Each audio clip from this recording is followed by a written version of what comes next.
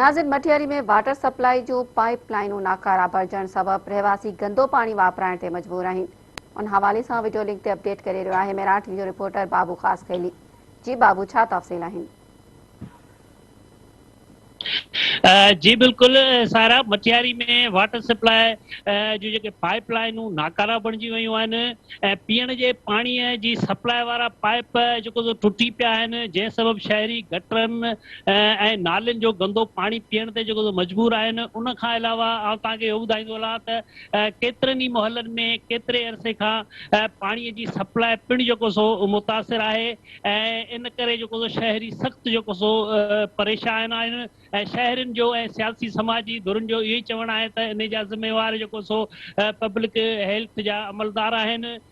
जेके जेको सो pipe line जेके टुटल जेके पाइप आहिनि उहे जेको सो न जेको सो ठहिराए ऐं चेंज न करे रहिया आहिनि। इन ई सबबु जेको शहरनि खे जेको गंदो पाणी पीअण ते जेको सो मजबूर थी विया आहिनि। ऐं तव्हांखे इहो ॿुधाईंदो हलां त शहर में जेको सप्लाई जो पाणी जी सप्लाई आहे उहा पिणु जेको सो केतिरनि ई मोहल्लनि में केतिरे अरसे खां जेको सो न पई जेको सो थी सघे। ऐं इन जो कारण पब्लिक हेल्थ सां जॾहिं असां राब्तो कयो त हुननि ॿुधायो त लोड शेडिंग जी मुसलसिल डिघी लोड शेडिंग हुअण सबबु जेको सो पाणी सप्लाई में थोरी जेको दिक़त इहो मसइलो आहे। ऐं उन्हनि जो इहो पिणु चवणो हो त जेको सो असां शहर अंदरि जेके टुटल पाइप आहिनि उहे केतिरनि ई मोहल्लनि में जेको सो असां चेंज पिणु कया आहिनि। ऐं जेके बि हिन वक़्तु जेको सो टुटल पाइप उन्हनि खे असां फौरी तौर ते जेको सो चेंज करे शहरनि खे जेको सो साफ़ पाणी पियारण जी ऐं मुहैया करण जी जेको सो कोशिशि करे रहिया आहियूं।